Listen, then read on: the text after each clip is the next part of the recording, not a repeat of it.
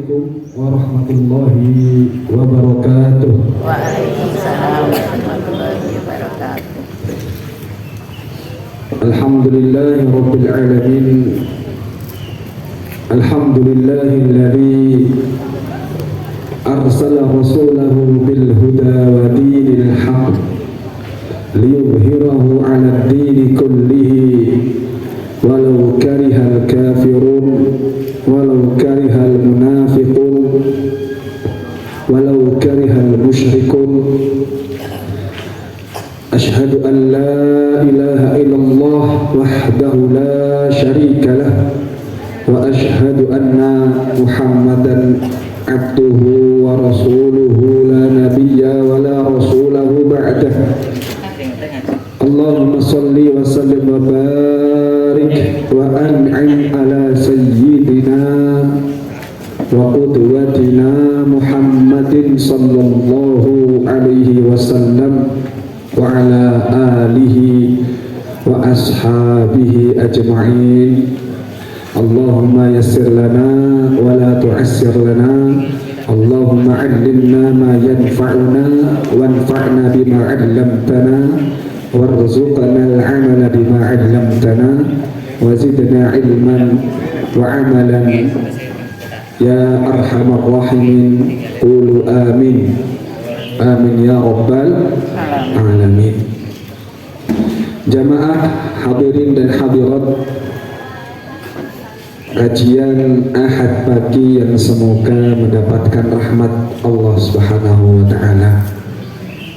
Alhamdulillah wa syukurillah, segala puji hanya untuk Allah Subhanahu wa ta'ala, Rabb semesta alam yang tiada cacat pada zatnya, yang senantiasa memberikan kebaikan-kebaikan kepada hambanya yang beriman, memberikan ketetapan di hati mereka untuk senantiasa mengerjakan ketaatan, memberikan bantuan kepada mereka untuk secara totalitas menghambakan dirinya kepada Allah Subhanahu wa ta'ala.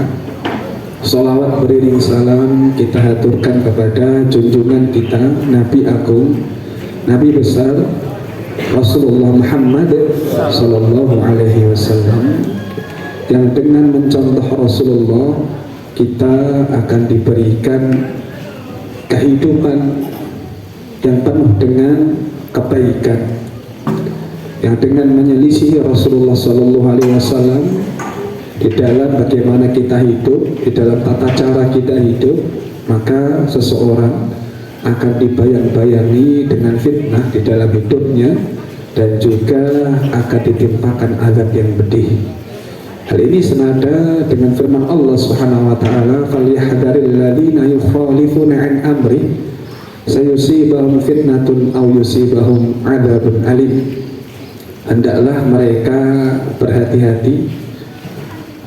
Siapa yang berhati-hati di sini adalah mereka yang menyelisihi perintah nabinya, menyelisihi rasulnya.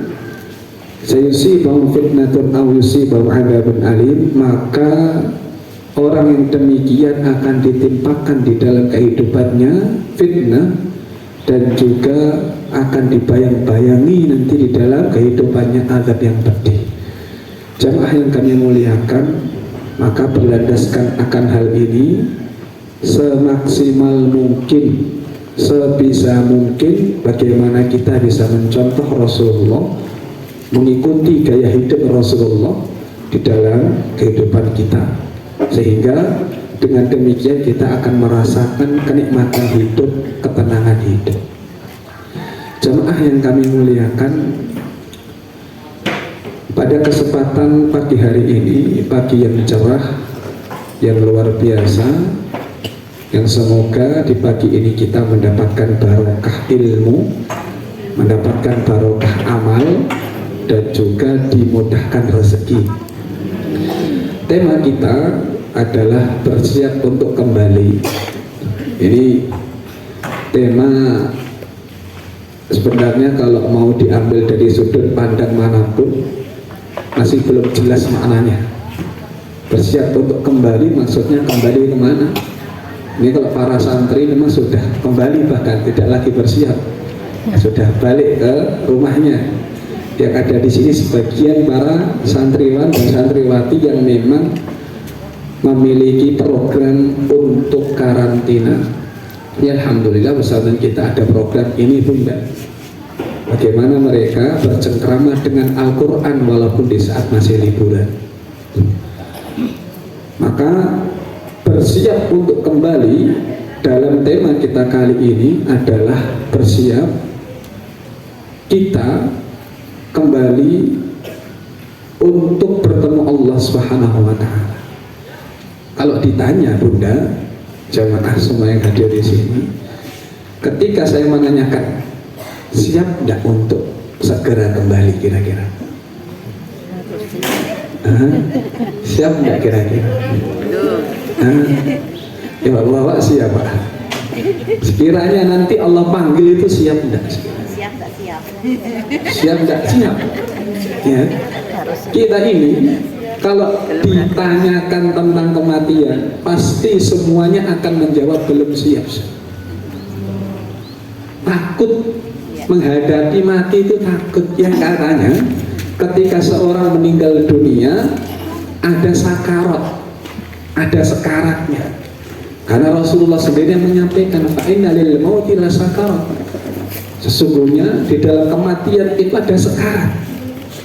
Dan bagaimana pedihnya sakaratul mautnya Rasulullah SAW yang meminta kepada Jibril untuk dilipat gandakan 2 kali ketimbang umatnya. Jadi sakaratnya Rasul itu merasakan sakit yang luar biasa sampai belum mengatakan ya Jibril, ternyata mati itu sakit seperti ini. Kalau kita membayangkan tentang kematian, musnah seluruh kenikmatan yang kita rasakan. Betul apa buat? Maka kematian yang sejatinya sesuatu yang pasti, walaupun ditakuti, walaupun tidak diharapkan, namun kehadirannya itu adalah suatu yang hak. Al-mautu haqqun. Bagaimana disampaikan Rasul, kematian itu hak, benar adanya, pasti terjadi. Tidak ada yang namanya makhluk Allah itu kekal abadi hidup selamanya. Semua daripada kita pasti akan mengalami kematian. Tapi bedanya orang yang beriman dan orang yang tidak beriman kepada Allah Subhanahu wa Ta'ala di dalam menghadapi kematian adalah cara mereka menyikapinya. Nah, sebelum kita sampai kepada bagaimana kita cara menyikapi nanti kita hidup di dunia untuk kemudian menyiapkan hidup setelah mati, ya, yang bermakna kita bersiap untuk kembali, maka kita harus tahu dulu Bunda yang kami muliakan, sekarang kita berada di tahapan yang kita hidup di dunia. Tahap kita hidup sekarang ini, kita berada pada tahapan kita hidup masih menghembuskan nafas. Maka ketika kita hidup di dunia ini, kita harus tahu apa hakikat dunia yang kita hidup di dalamnya, yang kita berada di dalamnya. Kita harus menyadari, sehingga kalau kita sudah menyadari, ya, bagaimana hubungan kita dengan dunia, lantas kita memiliki gambaran terkait apa yang harus kita persiapkan, ya. Ibarat kata ngenten Bunda, ketika menghadapi ini sepertinya apa istilahnya, banyak di antara kita yang konsen di dunia pendidikan, ya. Ini permisalan saja. Ketika akan dihadapkan kepada evaluasi, ya, harus memberikan laporan kepada atasan. Kira-kira ketika kita sudah tahu di situ nanti bakal ditanya dan sebagainya, itu banyak hal yang harus dipersiapkan. Banyak hal yang harus dipersiapkan. nanti harus bisa menjawab. Apa saja yang harus kita persiapkan itu sudah mulai sejak dini dia persiapkan. Dan tentunya orang yang menyiapkan itu adalah orang yang sadar betul terhadap pekerjaannya dan tahu betul. Kalau tidak tahu dia tidak akan bisa menjawab. Nah di sini kita hidup di dunia, kalau tidak tahu betul terhadap hakikat dunia yang kita hidup di dalamnya, bagaimana nanti bisa kita bagaimana mungkin nanti kita bisa menyikapi dengan baik. Hakikat dunia yang pertama yang perlu kita pahami, bahwa dunia itu kenikmatan, kesenangan yang sedikit. Itu yang pertama. Hakikat dunia yang pertama, bahwa kenikmatan dunia, kesenangan dunia adalah kenikmatan dan kesenangan yang sedikit dibanding dengan kesenangan akhirat. Dalilnya apa? Adalah firman Allah Subhanahu wa taala di dalam Al-Qur'an surah At-Taubah. Allah Subhanahu wa taala berfirman dalam surah At-Taubah ayat 38. Wa mal hayatud dunya fil akhirati illa qalil. Ya. Allah Subhanahu wa taala ketika memberikan kewajiban untuk orang-orang beriman berjihad di jalannya, kemudian berat bagi mereka, ittaqaltum ilal ard, apakah kalian merasa berat di bumi untuk tetap berada tinggal di bumi Allah ini? Arditum bil hayatid dunya, apakah kalian ridho dengan kehidupan dunia? Amal hayatud dunya fil akhirati illa qalil. Dan tidaklah kehidupan dunia dibandingkan dengan akhirat adalah kehidupan yang sangat sedikit. Nikmatnya itu cuma sedikit, tidak banyak. Ini harus kita pahami. Sebagaimana kisah yang menggambarkan tentang bagaimana nikmat dunia itu sangat sedikit adalah kisah Ibnu Hajar Al-Asqalani. Beliau ketika mendapatkan gelar seorang ulama, Allah mudahkan kehidupannya. Ada suatu waktu Ibnu Hajar Al-Asqalani beliau menaiki kereta kuda yang sangat indah betul, bagus betul. Jalanlah kereta itu, tiba di pertengahan jalan ada seorang Yahudi yang meminta-minta, mengemis. Ketika meminta dibukalah pintu kereta, dilihatnya ada orang mengemis, diberikan oleh Ibnu Hajar Al-Asqalani. Ketika melihat siapa yang ngasih, pengemis tadi kemudian sadar dan tahu ini adalah ulama besar. Kemudian dia menanyakan kepada ulama besar ini, wahai Ibnu Hajar, Rasulmu telah berdusta, Nabimu telah berbohong. Kaget Ibnu Hajar, kok bisa kamu mengatakan Rasulku telah berdusta? Ya, bukankah Rasulmu mengatakan ad-dunya sijnul muslim wa jannatul kafir, rawahu Muslim. Dunia adalah penjara bagi orang muslim dan surga bagi orang kafir. Sekarang lihat, yang dipenjara di dunia ini siapa? Aku. Wah, kafir dia, Yahudi. Sedangkan kamu mendapatkan nikmat dunia, kamu ibarat laksana hidup di mana? Di surga. Kamu punya kereta, ditarik oleh kuda. Kalau sekarang kendaraan yang mewah, kendaraan yang paling mewah sekarang mau pongi. Tahu? Hah? Alphard. Saya dengarnya tadi Alphard. Oh, ini efek lapar kayaknya. Insya Allah nanti ya, ada makan bareng Bunda. Insya Allah. Alhamdulillah barokah ngaji itu dapat barokah makan pagi. Ya, cuman jangan dijadikan sebagai niat. Ya, dulu Imam Ghazali juga demikian. Ini sebelum kita lanjutkan kisah tadi, Imam Ghazali itu pernah meniatkan belajar menuntut ilmu itu karena apa? Karena nyari makan. Belum ceritakan ketika belajar di Al-Azhar di jamiahnya itu, di situ di masjid diberikan makanan secara cuma-cuma gratis.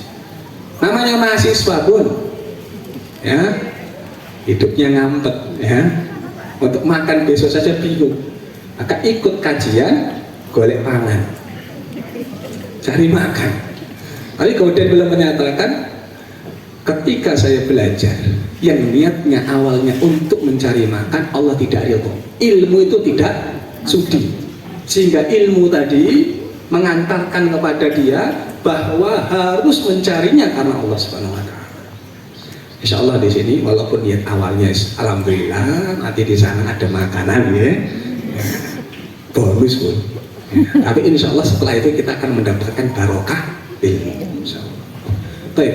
Ketika orang Yahudi tadi menyatakan bahwa Nabi kita berdusta dengan mengangkat dalil bahwa dunia adalah penjara bagi kaum muslimin, ya, sedangkan dia merasakan yang di penjara adalah dia yang posisinya sekarang sebagai orang kafir, sedangkan Ibnu Hajar sekarang mendapatkan kenikmatan yang luar biasa, maka Ibnu Hajar menjelaskan, baik kau ketahuilah bahwa apa yang dijanjikan oleh Allah Subhanahu wa taala dibanding dengan apa yang aku rasakan sekarang ini tidak ada apa-apa.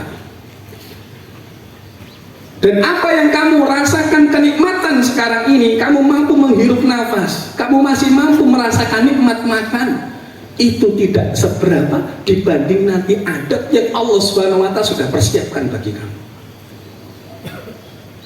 Jadi mengisnya dia dengan keterbatasan hidup di dunia itu masih serasa surga. Sedangkan nikmat bagi kaum muslimin yang sekarang dirasakan oleh mereka itu ibarat penjara, karena nikmatnya nggak seberapa dibanding nanti kenikmatan yang Allah persiapkan di mana? Di akhirat. Kenikmatan yang Allah siapkan di surga. Rasulullah SAW menggambarkan tentang bagaimana ya perbandingan antara dunia dengan akhirat. Itu ibarat seseorang yang mencelupkan jarinya ke dalam air laut. Falyanzur ahadukum bima yarji, kata Rasulullah, maka hendaklah seseorang di antara kalian kemudian mengangkat jarinya, silahkan dilihat. Basah jari tadi dengan air, itulah dunia. Nikmatnya itu cuma nikmat sebagaimana jari yang dibasahi air, sedangkan lautan itulah nikmat akhirat. Lautan itu laksana nikmat akhirat, sedangkan nikmat dunia ibarat yang nempel di jari tok. Nggak sekian lama kering dia, nggak butuh waktu lama kering habis sudah. Sangat sedikit nanti apa yang akan kita dapatkan di dunia ini. Kemudian hakikat yang kedua, tadi kita sudah tahu bahwa dunia itu memiliki karakter ya nikmatnya sedikit. Yang kedua, bahwa kesenangan dunia, kenikmatan dunia itu cuma sebentar, tidak lama. Kesenangan yang kita rasakan sekarang ini di dunia, kebahagiaan yang kita rasakan sekarang ini di dunia cuma sebentar. Dalilnya apa? Sebenarnya tidak perlu dalil pakai Quran dan Sunnah. Ya. Saya tanya saja sama Bunda yang ada sekarang di sini sama bapak-bapak. Kira-kira apa yang kita rasakan di dalam hati berubah-ubah nopo paten? Berubah-ubah. Alhamdulillah saya lihat sekarang wajah ibu-ibu wajah bahagia, senyum manis luar biasa, merekah ya. Bapak-bapak wajah gede ini ya.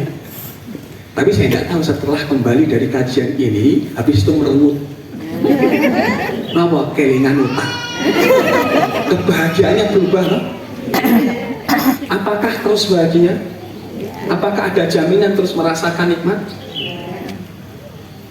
Memang begitulah cita rasa dunia. Apa yang kita rasakan tidak lama, sedikit, dan tentu yang kita bahas sekarang sebentar sekali. Hal itu sebagaimana disampaikan oleh Allah Subhanahu wa taala untuk menggambarkan tentang dunia ini. Allah gambarkan di dalam surah Al-Hadid ayat 20. Allah Subhanahu wa taala berfirman, "I'lamu annamal hayatud dunya la'ibun wa lahu." Ketahuilah kalian bahwa innamal hayatud dunya, innama ini kalau di dalam bahasa Arab bermakna yufidul hasad, ya, bermakna untuk memberikan pesan, ya, pembatasan.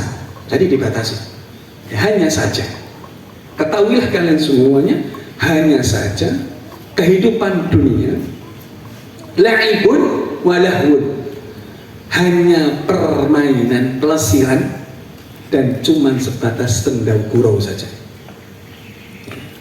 Permainan terus yang dihobikan di dunia ini healing, refreshing, tamasya, kehidupan dunia itu cuma sebatas itu.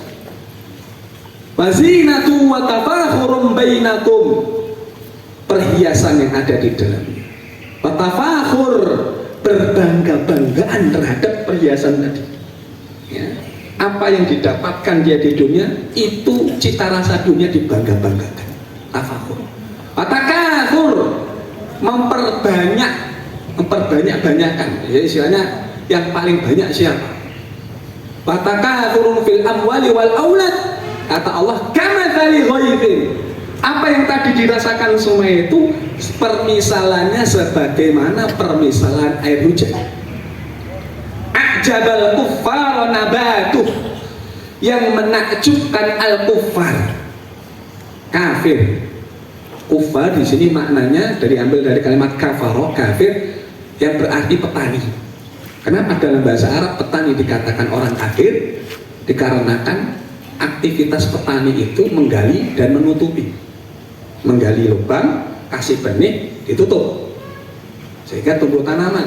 Aktivitas menggali dan menutup, aktivitas menutup tanah tadi dikatakan kafaro, ya, aktivitasnya dikatakan kafaro karena kafir itu aslinya menutup. Kenapa orang kafir dikatakan kafir? Karena menutup kebenaran. Mereka tahu tapi menutupnya sehingga cahaya itu tidak masuk di dalam hatinya. Kama dzalil ghaibin a'jabal kuffar nabatuh, permisalannya sebagaimana permisalan air hujan yang menakjubkan para petani tanaman-tanamannya. Tanaman itu kalau kena air hujan makin mempesona, makin hijau, makin sedap dipandang mata. Buah-buahannya menakjubkan kita semuanya. Kapan ini siap panen? Seneng kita. Setelah itu Allah menyebutkan thumma yahiju, kemudian hancur luluh lantah. Fatarahu musfarra, dan kamu melihatnya musfarra, menjadi menguning.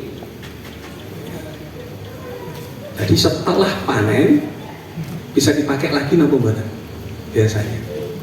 Nah, ada batasan waktu enggak itu pohon setelah diambil buahnya beberapa kali, ada batasan waktunya enggak kira-kira? Setelah itu menguning, setelah itu hancur, tumayakunu huta, hancur sudah. Itulah cita rasa dunia. Memang hidup di dunia ini menakjubkan, pun terkadang kita ini sempat-sempatnya tertakjubi dengan dunia. Bahkan yang ngomong sama, memang cita rasa dunia begitu nih. Padahal Allah sudah sering membuat perbandingan antara dunia dengan akhirat sebagaimana yang kita sampaikan tadi. Rasulullah juga sering membuat perbandingan itu. Tapi ternyata justru kita masih tertipu dengan sesuatu yang sifatnya hanya sebentar saja, fana, tidak lama. Bahkan para ulama itu sampai sempat menghitung kalau seseorang itu hidupnya 60 tahun ya, 60 tahun, kalau sempat 60 tahun itu sampai dihitung oleh para ulama. Nah, para ulama itu untuk bisa tahu ya hakikat seperti ini itu sampai memang kalau kita lihat kurang kerjaan, tapi kurang kerjaannya mereka itu jadi hikmah bagi kita. Dihitung, dikalkulasi hidup di dunia. Kalau orang hidup 60 tahun dibanding dengan akhirat, hidup di padang mahsyar 50.000 tahun lamanya. Orang ngantri 50.000 tahun itu kata para ulama, kenapa kok 50.000 tahun? Bahkan sampai disebutkan ya, fa inna yauman inda rabbikum ka alfa sanatin mimma ta'uddun, satu hari ya di sisi Allah itu sebagaimana 1000 hari yang kalian hitung. Para ulama menyebutkan waktunya itu sebagaimana waktu kita siang, pagi, siang, malam. Cuman waktu antara pagi ke siang, ke sore, itu lamanya luar biasa. Sampai 1000 tahun namanya, cuma 1 hari saja. Di padang mahsyar 50.000 hari, 50.000 tahun, yang mana di situ orang semuanya lama di padang mahsyar karena ngantri untuk dihisab Allah. Karena Allah bima ta'maluna basir, Allah sangat teliti terhadap apa yang kita lakukan, teliti betul. Allah khabir, teliti, mohon aku bukan basir, khabir. Allah sangat teliti terhadap apa yang kita lakukan. Tidak ada satu pun hal kecil yang itu nanti luput dari pemeriksaan Allah, tidak ada. Makanya saking lamanya menanti pun, karena banyaknya orang yang harus dihisab 50.000 tahun lamanya. Maka dibandingkan oleh para ulama, orang yang hidup 60 tahun dibanding dengan kehidupan akhirat, itu laksana 8 menit saja kalian hidup. 8 menit. 8 menit itu terasa enggak, Bu? Enggak terasa. Tiba-tiba udah 10 menit. Hidup di dunia itu, kalau hidupnya 60 tahun ya, dibanding dengan akhirat, cuma 8 menit. Orang kok sibuk 8 menit, melupakan waktu sisa setelahnya. Kira-kira orang yang demikian dikatakan yang seperti apa? Sibuk dia dengan waktu yang 8 menit, sedangkan melupakan waktu sisanya. Kalau sehari 24 jam, kurangi 8 menit masih berapa menit ya? Banyak menit ya. Jadi ayo kita hitung-hitungan saja. Kalau sibuk 8 menit untuk dihabiskan waktunya sibuk di sini, sedangkan sisanya dia tinggalkan, pantasnya disebut orang apa kira-kira? Nama Bu? Lalai. Nama Pak? Pantasnya disebut orang apa? Nama disebut apa nih Bu?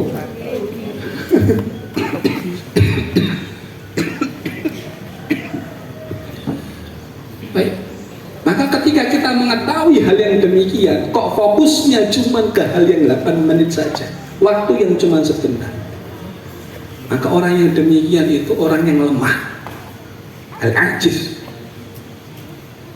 sudah nggak banyak beramal, berharap kepada Allah diberikan pahala besar. Orang yang lemah, sebagaimana disampaikan Rasulullah, al-ajizu man tamanna 'ala Allah. Ini orang yang seperti ini orang yang lemah, ya. Bahkan bisa dikategorikan orang bodoh. Jamaah yang kami muliakan, itu yang kedua. Kemudian yang ketiga, hakikat dunia yang ketiga adalah dunia itu sepele. Dunia itu sangat sepele, sudah sebentar sepele, bahkan sampai tidak ada harganya. Ali bin Abi Thalib mengatakan, ad-dunya jifatun atau labuha kilabun. Nah, ini kalimatnya sebenarnya nopo nggih. Kalau kita nanti dengarkan artinya agak kasar. Ad-dunya jifat, dunia laksana bangkai. Atau labuha, para pencarinya, para pengagumnya, para pendambanya. Kilabun, itu laksana anjing. Anjing mencari bangkai, makan bangkai. Kalau kita ditawari makanan itu baunya tidak ada, mau makan tidak kira-kira? Tapi anjing tidak. Walaupun penciumannya tajam, ya, walaupun penciumannya tajam, dikasih bangkai tetap dimakan. Itu anjing. Nah, makanya kalau kita tadi sampaikan, ini kasar kalau disampaikan, tapi memang begitulah kenyataannya. Rasulullah SAW bahkan mengibaratkan dunia itu laksana kotoran. Wa'ana Dhuhak bin Sufyan radhiyallahu anhu anna Rasulullah SAW qala lahu, ya Dhuhak, ma ta'amuka? Dhuhak, makananmu apa yang kamu makan ini? Qala ya Rasulullah, alhamdulillah, daging sama susu wahai Rasulullah. Qala tsumma yasiru ila madza? Setelah kamu makan daging, kamu minum susu tadi, jadinya apa setelah itu? Kemudian dia mengatakan ila ma qad alimta. ya Rasulullah kamu juga sudah tahu. Malu dia menyebutkan. Jadinya apa? Nah, ini sahabat malu. Ya kamu juga tahu ya Rasulullah. Ya, ibu-ibu juga tahu. Ya, warnanya tahu, bentuknya tahu, bahkan baunya juga hafal. Gitu. Nah, itu.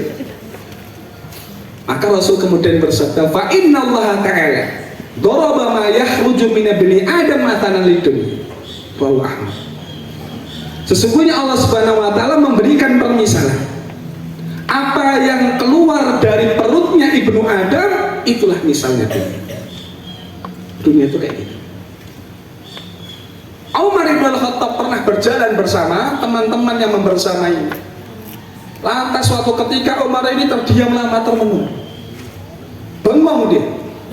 Tidak ada satupun dari sahabat yang membersamainya berani menegur. Karena saking karismatik, saking wibawanya Umar, diam semuanya. Umar terdiam memperhatikan tumpukan sampah di kota Madinah. Saking lamanya akhirnya Abdurrahman bin Auf lantas menegur Umar, ya Amirul Mukminin, mayulhika, apa yang menjadikanmu tertegun? Ngapain bengong? Ngopo ngelamun? Kemudian Umar menggeleng-gelengkan kepalanya mengatakan, hakada asbad dunyaku, hakada asbad dunyaku. Dunia kalian akan jadi sampah seperti ini, dunia kalian jadi sampah seperti ini. Makan kita jadi nopo sampah. Kita beli sesuatu dalam waktu tertentu akan jadi nopo sampah. Baju nanti suatu waktu akan jadi nopo. Semua di dunia ini karakternya begitu. Tidak ada yang abadi, tidak ada yang kekal, semuanya akan jadi barang yang dibuang. Sama. Bahkan diri kita juga sama, yang sekarang cantik luar biasa, ganteng, gagah, perkasa. Ya kan? Satu waktu, yang dulu dilihatnya cantik, mungkin orang setelah beberapa tahun setelahnya, mandangi lamanya nggak betah. Mandang lama-lama nggak betah. Yang dulu bapak-bapak yang badannya kuat, setelah sekian lama ngangkat galon wes ngeluh, ya, ini pertanda memang kita itu ya seperti itu diciptakan Allah di dunia. Karakter dunia itu memang begitu. Maka setelah kita tahu bahwasannya dunia demikian, kita harus pahami kondisi hidup di dunia ini. Harus paham. Setelah kita mengetahui tentang bagaimana ya hakikat dunia, kita harus pahami kondisi hidup di dunia itu kita sebenarnya dalam posisi yang bagaimana. Dan kita paham hidup di dunia itu ibarat kita sebagai para pengembara, orang asing yang tidak mengetahui medan laga, yang tidak tahu sekarang ini kita di tempat yang seperti apa, di antah berantah. Kita itu orang asing. Di dunia ini kita sekarang ini harus memposisikan diri sebagaimana orang asing. Karena kampung halaman kita ini bukan dunia. Kampung halaman kita mana? Kampung halaman kita aslinya kita penduduk surga. Allah uji, kemudian diturunkanlah Bapak kita di dunia. Ini bukan tempat tinggal kita. Rasulullah SAW memberikan nasihat kepada Ibnu Umar, kun anta fid dunya ka'annaka gharibun aw 'abiri sabilin. Baik, Ibnu Umar, jadilah kamu di dunia itu seperti orang asing atau orang yang berkelana, pengembara yang kemudian memotong perjalanan. Pun kalau kita sebagai orang asing, pengembara, jalan kita dari Magetan menuju Surabaya, di perjalanan di Kediri, orang asing itu ketika mampir di Kediri, misalnya saja, kira-kira berani neko-neko apa mboten? Berani neko-neko kan? Penduduk setempat atau bukan? Bukan. Di Kediri, ya toh? Kita tidak kenal sama orang kanan kiri, melakukan hal-hal aneh di situ. Kira-kira mengundang perhatian atau tidak? Iya. Ki sopo aja. tiba-tiba ngamuk di tengah jalan, ya kan? Tiba-tiba bikin kerusuhan, bikin onar, pasti nanti akan menimbulkan kegaduhan di situ. Pribumi yang ada di situ nggak akan terima dengan apa yang kita lakukan. Lah kita diposisikan hidup di dunia ini ibarat orang asing. Jangan memposisikan kita sekarang ini di sini ibarat orang yang bakal tinggal selamanya di situ. Rasul pernah suatu ketika tidur di atas kasur. Ketika bangun dilihat oleh sahabat, Abdullah bin Umar melihat badan beliau penuh dengan bekas tikar. Jadi tidur, kemudian tersingkap baju beliau, tidur di atas tikar. Ketika tersingkap bajunya dilihat, itu badan beliau ada bekas tikar yang nempel. Tidak tega sahabat. Engkau pemimpin kami wahai Rasulullah. Masa tidurnya kok di atas tikar yang sangat sederhana sekali. Harusnya sebagaimana raja-raja Kisra, raja-raja Romawi hidup di atas kasur megah, kasur mewah. Apa jawabannya Rasul? Mali walid dunia. Apa hubunganku antara diriku dengan dunia? Apa hubunganku dengan dunia? Ma'ana bid dunya ila karakibin istaghala tahta syajarah thumma raha fataroka. Aku itu di dunia ibarat orang yang berpergian, kemudian istaghala tahta syajarah, kemudian ngiyup, berhenti sejenak di bawah pohon, kemudian meninggalkannya. Rasul menggambarkan kita itu ibarat orang yang berteduh di bawah pohon. Berteduh lama atau sebentar? Bentar. Orang tujuannya ke Surabaya, berteduh dia di Kediri, mampir sebentar, leren. Kok tiba-tiba melupakan tujuan itu? Harusnya dia lanjutkan perjalanan ke Kediri, malah kok terpesona di perjalanan ke Surabaya, malah kemudian terlena terpesona di Kediri. Tidak jadi lanjut perjalanan dia. Apa hubunganku dengan dunia? Nah, ini yang disampaikan oleh Rasulullah Muhammad SAW.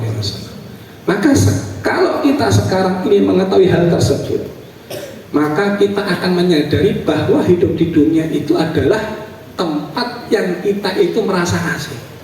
Imam Hasan Al-Basri berkata kepada Imam Umar bin Abdul Aziz, sesungguhnya dunia adalah negeri perantauan dan bukan tempat tinggal sebenarnya.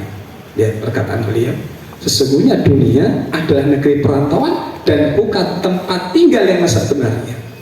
Dan hanyalah Adam alaihissalam diturunkan ke dunia ini untuk menerima hukuman akibat perbuatan dosa yang dilakukan. Ya.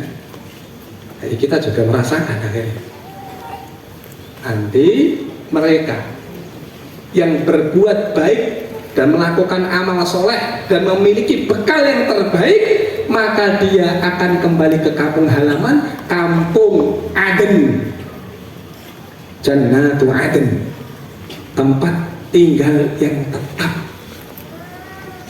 nikmatnya tetap, bahagianya tetap, semua cita rasa kesenangan tetap di sini, tidak berganti-ganti, bahkan bertambah, tidak sebagaimana dunia. Sehingga kalau kita tahu betul, maka kita akan menyadari sebagaimana yang dikatakan oleh Imam Ahmad ketika ditanya, wahai Syekh, engkau sedang sakit, tapi kenapa engkau di dalam kondisi sakit masih sempat-sempatnya minta kepada saya untuk membawakan buku? Karena hobinya Imam Ahmad kalau nggak baca nulis, itu hobinya ulama. Nggak baca nulis, produktif waktunya. Muridnya bahkan disuruh untuk membacakan buku, Imam Ahmad kemudian menyimak. Dalam kondisi sakit keras luar biasa, sakitnya luar biasa, tapi masih mendengarkan ilmu. Apa kata Imam Ahmad ketika ditanyakan demikian, engkau sakit kenapa tidak istirahat saja? Apa katanya? Istirahatku adalah ketika awal kakiku melangkah masuk ke dalam surga. Dunia itu pun tidak ada kata istirahat. Dunia tidak ada kata istirahat, pasti capek, itulah dunia. Kenapa? Karena dunia adalah ladang untuk beramal, bercocok tanam, panennya nanti di akhir. Namanya orang sedang cocok tanam itu fokus, fokus kemudian mengaliri air, fokus kemudian mencari tanah yang paling baik, fokus untuk mencari pupuk agar tumbuh kembangnya bagus, ya. Jangan sampai ada hama itu kemudian dikikis habis, kalau bisa dihilangkan semuanya. Setiap hari ke sawah ngecek, kan gitu kan petani? Kapan dia akan mendapatkan panennya? Nanti dari. Memang capek. Nah, kalau kita lihat petani itu pekerjaan hariannya capek. Setiap hari ke sawah, Pak D ke sawah, matun. Besoknya meneh, ini rayus matun meneh. Harus diawasi, ditinggal seminggu aja, khawatir mati, kan ngono toh? Makanya petani luar biasa. Bahkan banyak kehidupan yang bisa kita lihat dengan mata di sekitar kita, kebiasaan harian itu bisa menjadi hikmah. Kebiasaan kita bercocok tanam jadi hikmah. Hikmah mengingat Allah. Ketika menanam, kok buah rasanya manis yang satu pahit, itu kalau direnungi ada hikmahnya, padahal tempat tumbuhnya sama, tanahnya sama, kok buahnya beda rasa. Itu ada hikmah. Baik. Maka setelah kita mengetahui akan hal itu, maka kita harus tahu betul terkait bekal yang harus kita siapkan. Sekarang kita harus mengetahui bekal apa yang paling baik yang nanti kita persiapkan untuk menuju Allah Subhanahu wa Ta'ala. Bersiap kita untuk meninggal. Kalau ditanya nggak siap, tapi siap nggak siap Ustaz. Tapi kalau ditanya nggak usah nanyakan itu Ustaz. Takut saya. Ya, takut nggak takut. Sekarang ini bukan pertanyaannya karena itu apa yang sudah kalian persiapkan. Karena mati itu pasti. Apa yang harus kita persiapkan untuk menghadapi kematian itu? Bekal apa yang harus kita persiapkan yang pertama? Ya, bekal yang harus kita persiapkan adalah bekal takwa, dan itu adalah bekal yang paling baik. Jangan sampai kita nanti coba-coba, harus nggak usah, kita kan juga nggak tahu. Habis mati itu hidup beneran lagi apa enggak, itu kita kan nggak tahu. Jadi nggak usah capek-capek untuk menyiapkan bekal. Ini orang bodoh yang ngomong-ngomong. Abu Bakar itu menyampaikan, man dakhala qabra bila zadin faka'an nama raqibal bahra bila safinatin. Barang siapa yang masuk kubur tanpa bawa bekal apapun, tidak bawa bekal. Sudah dibilangin sama ini, kalau misalnya dari sekolah dibilangin sama gurunya, "Dok, Le, bawa bekal, kita mau jalan-jalan, napak tilas jauh. Nggak ngombe, yo syukur, nggak usah di jalan." Kan mau tono.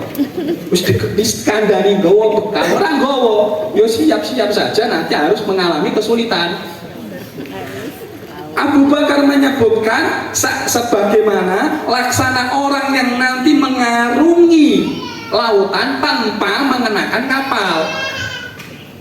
Selamat gak kira-kira? Nyeberangi Bakauni ke Merak itu nggak pakai kapal, renang langi pun. Ya siap-siap saja. Kalau ada orang yang tadi di awal kita sebutkan, kita kan nggak tahu habis hidup itu, ya habis mati kemudian dibangkitkan lagi, itu kan masih. Nah, orang masih mengatakan demikian, meragukan hal itu. Ini orang yang belum beriman, belum beriman dan tunduk sepenuhnya. Masih mending kita yang mengerjakan amal soleh, ya, dan yakin betul nanti akan dibangkitkan. Jika dibangkitkan betul, rugi nggak? Rugi nggak kira-kira? Dan kebangkitan itu pasti. Allah Subhanahu wa Ta'ala itu ketika menggambarkan tentang nanti pasti dibangkitkan. Allah gampang sekali di dalam menganalogikan ini semua.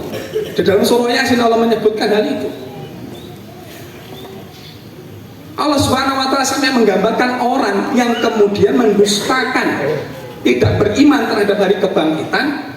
Allah Subhanahu wa Ta'ala itu ketika diragukan akan ada hidup kedua kali setelah mati, Allah Subhanahu wa Ta'ala hanya menyampaikan tentang hidup kita yang pertama kali di dunia ini. Kita ada di dunia, tiba-tiba ada blejet enek karepe kita atau karepnya siapa? Hah? Karepnya siapa? Allah. Kita tuh sampai pernah mikir, kok kenapa kok yang ada di dunia ini kok saya ya? Kok bisa saya? Katanya dalam ilmu biologi kita ini berlomba-lomba. Ya, banyak saudara kita miliaran, ya, spermatozoa, jadinya kok kita ngarep bumi jadi jenengan. Ini siapa yang kemudian menghidupkan kita? Allah kan? Oh, kita saja nggak tahu tiba-tiba itu di dunia. Bagi Allah, kalau permisalan hidup yang pertama kok mudah, tiba-tiba ada kita, lebih mudah bagi Allah membangkitkan yang kedua. Karena kebangkitan yang kedua itu lebih mudah dari menciptakan yang pertama. Masuk akal mau buatan? Orang menciptakan barang temuan, menciptakan yang pertama butuh proses lama enggak? Lama. Ya, mengcopy salinannya gampang napa mboten? Cuma ngulangi penciptaan saja kok. Menciptakan yang pertama Allah mampu, apalagi menciptakan yang kedua, membangkitkan yang kedua kali. Gampang bagi Allah. Kok masih ragu? Gampang bagi Allah itu.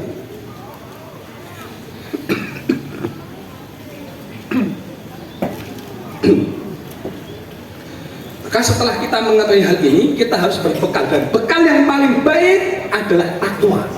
Takwa itu apa?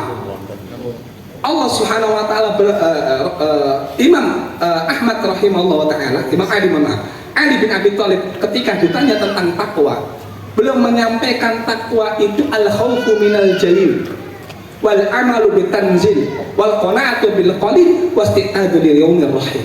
Ada 4 hal. Takwa kata beliau adalah al-khawfu minal jalil, takut hanya kepada Allah.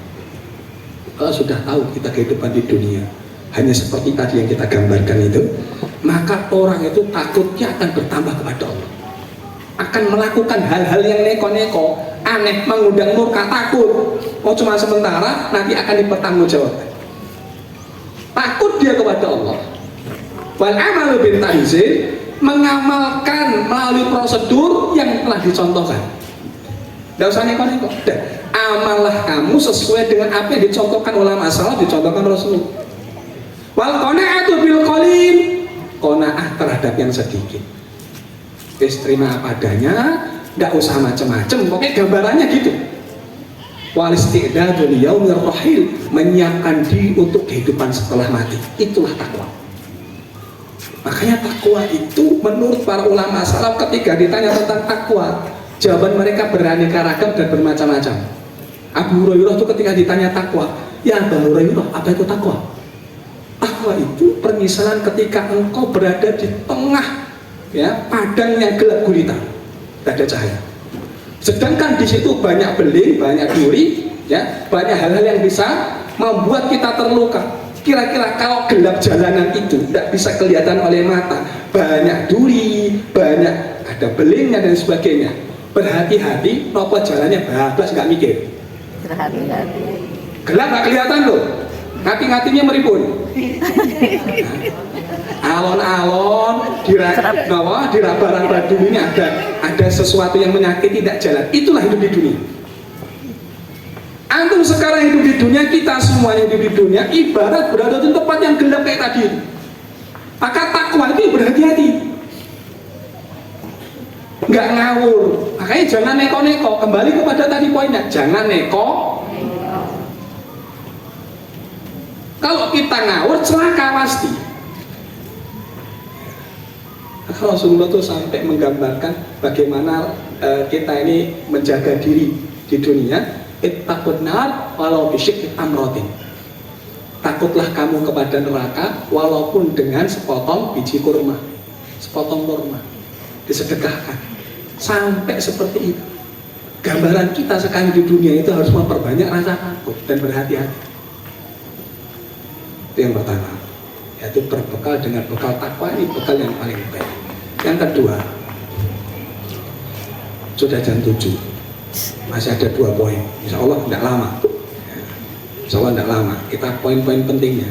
Yang kedua adalah bersegera untuk beramal soleh, jangan ditunda. Karena hidup tidak ada siaran ulang, tidak ada replay.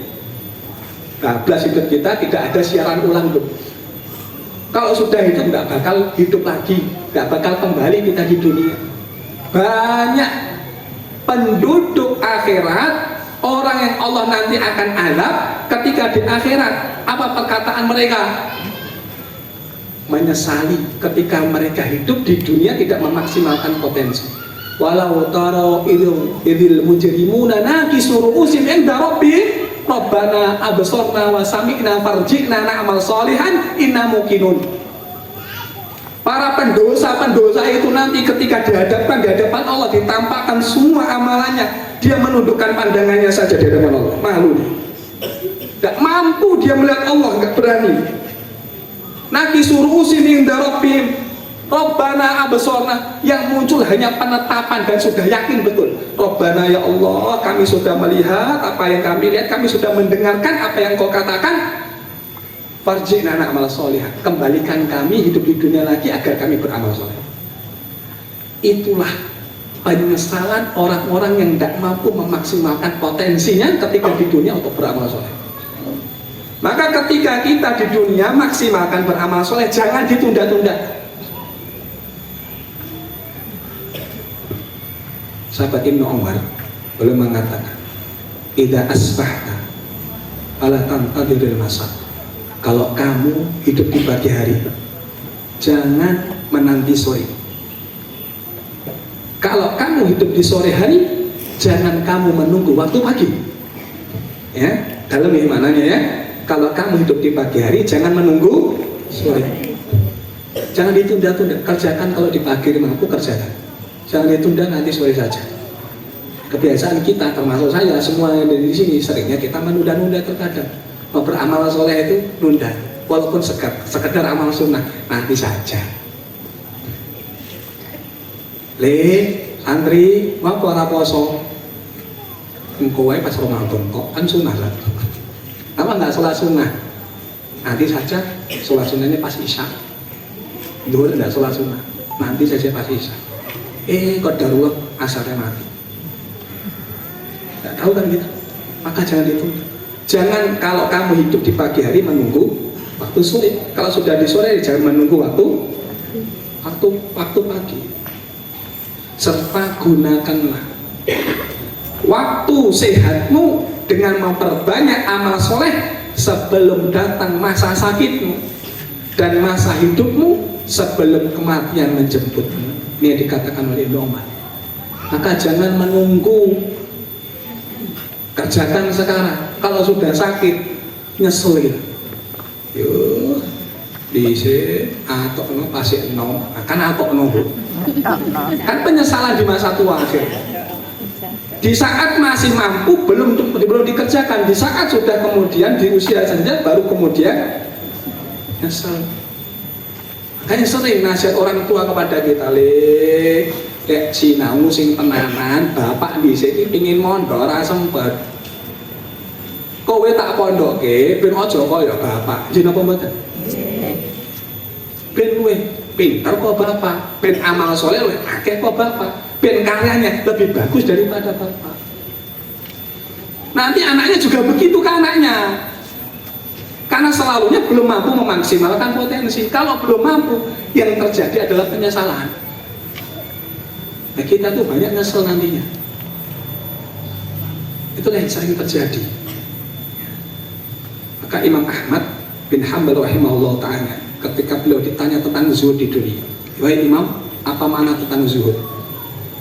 Zuhud itu yang kita tahu, yang dipahami oleh banyak orang, bahwa zuhud itu meninggalkan pernak-pernik dunia. Dia tahu apa? Pokoknya tidak fokus dunia, semuanya akhirat. Ya, pembahasan kita bukan berarti kemudian yang sekarang ini ya mencari nafkah kemudian ditinggalkan tak sholat wae. Mantan gitu. Tak sholat wae karena saja tadi ngomong tentang hakikat dunia, aku takut kemudian ditinggal nggak dikasih nafkah istrinya. Fokus sholat.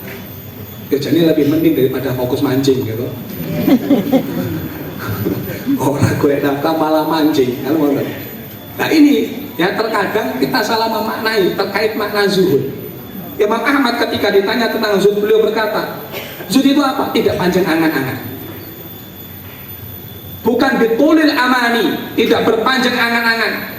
Yaitu siapa? Seseorang yang ketika berada di waktu pagi dia berkata, aku khawatir tidak akan bisa mencapai waktu sore lagi. Itu zuhud. Dalam ini mana? Karena hidup di dunia itu pasti panjang angan-angan, pasti. Karena karakter dunia selalunya akan memunculkan angan-angan selanjutnya. Sekarang kita di posisi ini, gambar angan-angan, ya Allah pingin omahku tak gedeke. Wis digedeke omahe kok nek sing kurang ya. Garasi ini. Pas nek garasi mosok garasi ra nek isi. Isi. Oh isi nih. Angan-angan. Jumlahnya neng omah ki oke, enek bapak, ibu, anak, mbake, adike, ya toh. Mosok montore mung siji. Sak wong kabeh duwe montor, pokoke kabeh. Kemudian bayangke meneh, angan-angan meneh, pingin engko ning kene ditukokke iki, tukokke wis. Sebelum terwujud keinginan semua mati. Selalunya kita pasti punya keinginan yang terkadang keinginan itu nanti pasti belum terwujud, kita sudah dijemput Allah. Selalu muncul angan-angan, muncul keinginan, harapan dan sebagainya. Dan kata Imam Ahmad, jangan banyak berangan-angan. Kalau zuhud itu kerjakan yang sekarang ini bisa kita kerjakan. Segerakan amal soleh. Loh, amal soleh itu kata Imam Al-Ghazali tidak perlu kemudian neko-neko. Ya maksudnya bukan tidak perlu neko-neko, bukan berarti kemudian kita bukan maksimal kemotensi, tidak. Dilihat dari hal remeh itu memiliki potensi beramal soleh. Sampai belum menyampaikan di dalam kitab Bidayatul Hidayah, di dalam bab ketika seseorang adab di saat bangun tidur, amal soleh itu apa? Bisa dia kemudian maksimalkan di dalam beramal soleh ketika bangun tidur baca doa, setelah itu dia pakai bajunya dengan niat imtithal awamirillah. Niatnya adalah untuk mengaplikasikan perintah Allah. Perintah Allah dalam hal ini apa? Menutup aurat. Kalau dia niatkan itu sebagai menutup aurat sepanjang hari, dia tutup auratnya, pahala dia dapatkan. Itu amal soleh. Ini gambaran paling ringan. Maka hal-hal kecil bisa kita potensikan sebagai amal soleh. Dengan maksimalkan, kita sama-sama maksimalkan sebagai amal soleh. Duduk tengok penuh, ya, cuma melihatin hal yang menurut orang itu kebiasaan saja, itu bisa menjadi hal yang kita bernilai amal soleh di sisi Allah. Lihat pesantren, ada mau tengok duduk. Ya Allah, aku pingin nanti di sini ada gas itu buat anak-anak ngafal Quran. Cuma ingin tok, belum punya duit. Baru ada harapan dan keinginan, padahal cuma melihat-lihat tok. Kira-kira Allah catat sebagai amal soleh? Iya. Padahal belum ada actionnya. Ya, makanya banyaklah berkeinginan ketika melihat di sini ada kebaikan, nonton ya. Masya Allah. Ya, makanya potensi yang sangat remeh itu, ya sesuatu yang sangat remeh itu bisa berpotensi hal besar ketika dibarengi dengan niat yang betul. Yang kedua. Kemudian yang terakhir, dan ini menjadi penutup kajian kita, adalah dengan memperbanyak istighfar. Ini bekal kita. Memperbanyak istighfar, meminta ampun kepada Allah Subhanahu wa Ta'ala. Setelah tadi Allah menggambarkan tentang dunia, i'lamu annamal hayatud dunya tadi, dalam surah Al-Hadid ayat 20 itu, tentang gambaran hidup di dunia. Setelah itu Allah menyampaikan, sabiqu ila maghfiratin mir rabbikum wa jannah jannatin arduha ka'ardis sama iwal ard uiddat lil ladzina amanu billahi wa rusulih. Bersegeralah kalian menuju ampunan Allah. Kenapa kita harus bersegera menuju ampunan Allah? Karena kita tidak tahu, Pak, selama kita muda banyak waktu yang telah kita habiskan untuk maksiat kepada Allah. Sedangkan waktu muda adalah waktu yang pasti Allah tanya. La tazulu qadama 'abdin yaumal qiyamah, tidak akan bergeser dua langkah kaki seorang hamba nanti dari kiamat sampai Allah tanya, masa mudanya untuk apa? Karena potensi orang bermaksiat di saat masih muda. Wah, kenapa? Di saat-saat masa kuatnya, masa muda itu diapit antara masa dua masa kelemahan. Makanya dua masa kelemahan ini potensi untuk maksiat itu sedikit. Masa lemah yang pertama masa balita, masa kecil. Anak kecil potensi maksiat apa badan? Bahkan kalau maksiat tidak dihitung. Sing ngajarin yang salah, sing ngajarin yang mendapatkan dosa jariah. ya toh. Ngajarin anaknya ngomong Allah, yus sampai akan menerima akibatnya nanti. Masa kecil masa lemah, masa tua masa lemah. Maka biasanya orang yang sudah tua ibadahnya grafiknya naik karena sadar sebentar lagi dipanggil. Kapan masa-masa potensi bermaksiat? Masa muda, karena itu masa kuat-kuatnya, masa kuat daya pikirnya, masa kuat tubuhnya, fisiknya, semuanya serba kuat. Karena kuat, potensi maksiat besar. Itu anak muda. Makanya kenapa Allah tanya masa muda? Karena potensi bermaksiat itu tinggi di masa muda itu. Maka kadang-kala kita yang sudah melewati masa muda harus banyak-banyak istighfar. Jangan-jangan dulu banyak waktu muda kita terbuang sia-sia.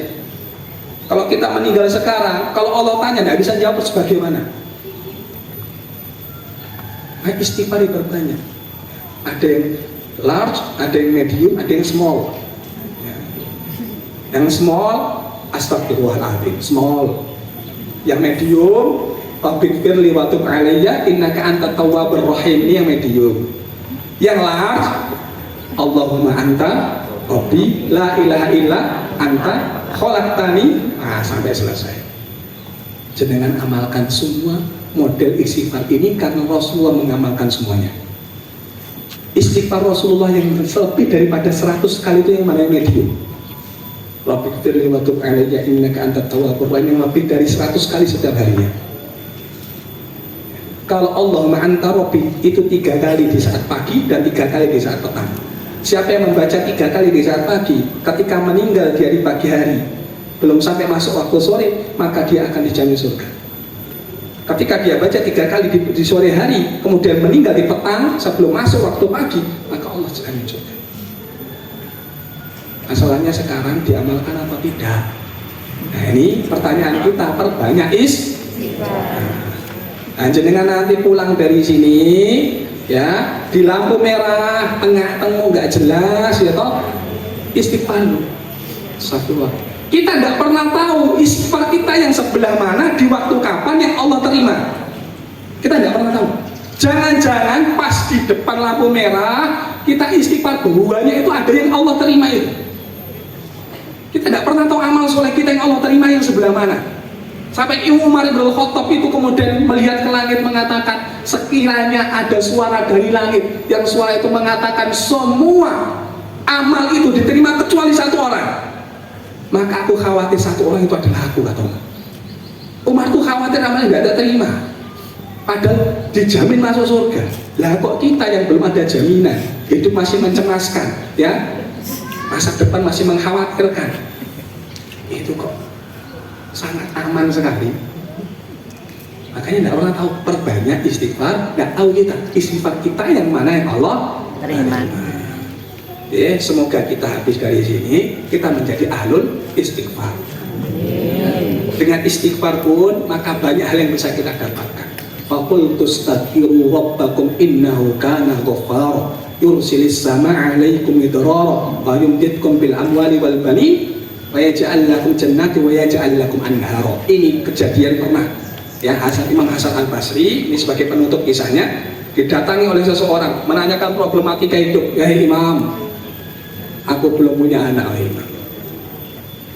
Apa kata Imam Al-Basri? Istighfar mas, istighfar, jangan-jangan dosa, istighfar. Datang orang yang kedua kemudian mengatakan, Pak Imam, bisnisku macet, modal seret. Apa kata Imam Al-Basri? Istighfar. Orang yang ketiga datang, tanamanku susah, hujan nggak turun-turun. Bagaimana wahai Imam? Amal apa yang saya lakukan? Istighfar. Muridnya dengarkan bingung. Pertanyaannya macam-macam, berbeda-beda, jawabannya satu, istighfar. Kan bermacam-macam tuh, beda-beda. Kok jawabannya satu, istighfar? Ketika ditanyakan kepada beliau, wahai Imam, kenapa kok beraneka ragam pertanyaan beda-beda, jawabannya satu, istighfar? Jenengan kok ngawur ya? Apa kata Imam Hasan? Enggak. Ini semuanya adalah rangkaian firman Allah, faqul tastaghfiru rabbakum innahu kana ghaffara. Ya. Nuh itu sampai mengatakan faqul tastaghfiru, dan aku mengatakan astaghfiru. Ya, aku minta ampun kepada Rabbku. Fa innahu kana ghafar, sungguhnya Allah itu Maha Pengampun. Yursilis sama alaikum midrara. Kalau kalian jadi orang yang gemar beristighfar, Allah akan mengirimkan langit yang menurunkan hujan. Yumditkum bi amwali wa banin wa yaj'al lakum jannati wa yaj'al lakum anhara. Yang mana dengan itu Allah juga akan menambahkan harta, memberikan anak keturunan, ya, dan nikmat-nikmat yang lain. Maka istighfar banyak faedah. Diperbanyak istighfar minimal 100 kali di dalam satu hari. Yang medium mabiddari waktu alaiya innaka antat tawwabur rahim. Astaghfirullahal azim atau astagfirullah itu setelah fikul diduburi sholat. Setelah selesai kita di saat sholat itu dibaca 3 kali paling minim. Astagfirullah, astagfirullah, astagfirullah. Kemudian zikir setelahnya. Itu sunnahnya demikian. Allahumma anta rabbi di waktu pagi 3 kali, ya, di waktu petang juga 3 kali. Monggo diamalkan semua model istighfar ini. Semoga nanti kita mendapatkan rahmat Allah Subhanahu wa taala.